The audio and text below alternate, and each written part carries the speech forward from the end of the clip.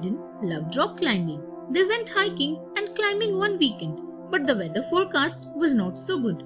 It looks like a storm is rolling in, warned Sam.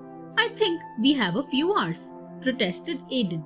Finally, Sam agreed. After making sure that their ropes were secure, the boys began rappelling down the rock face.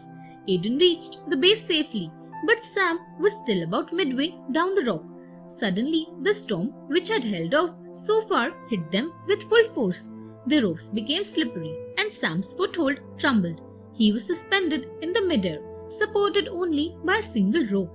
Aiden immediately steadied the rope and Sam carefully slid down a few feet till he saw a safe outcropping of rock to use as a foothold. It was a tense few minutes, but felt like hours. Finally, Sam reached the ground safely and the boys heaved a sigh of relief. Davy Crockett and the coonskin.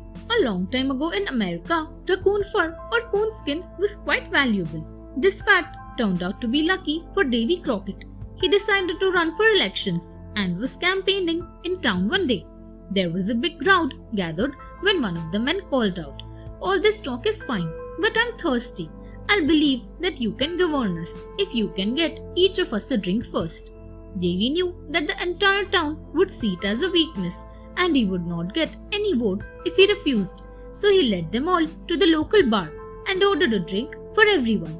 Of course, the barman asked for money, which Davy didn't have. Instead, he got up, grabbed a gun and walked into the woods. Within 10 minutes, he came back with a handful of coonskins. The barman served the drinks and Davy Crockett won the elections.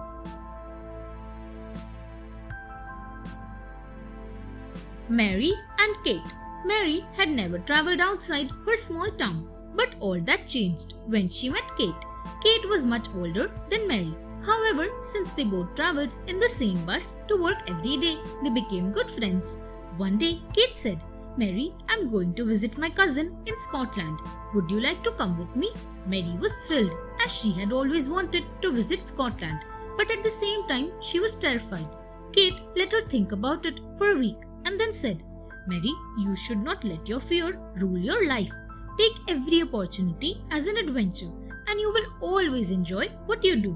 If you are always too scared to take a chance, you will always regret missing out on life's experiences." Mary realized that Kate was right. She thanked her for being such a good friend and began packing for the greatest adventure of her life. Enemy attack. David stood on the roof of his house enjoying the setting sun. Suddenly, the quiet was shattered by a sharp siren. David knew it signaled the coming of the enemy planes. Within minutes, David could make out the shapes of the enemy soldiers dropping out of planes, with the parachutes billowing out behind them. He ran down to warn his family, but saw that his family had been taken hostage by an enemy soldier already. The soldier had not seen him, so David picked a heavy brass vase and hit the soldier hard on his head. The family sprang to action. Mother ran around shutting doors and drawing curtains. David's sister shut off all the lights. David's father called up the local police, while his uncle tied up the enemy soldier. The family picked up whatever valuables they could lay their hands on, ran out of the house and drove off to safety. Thanks for watching. Do like, share, subscribe to Sahil Book House.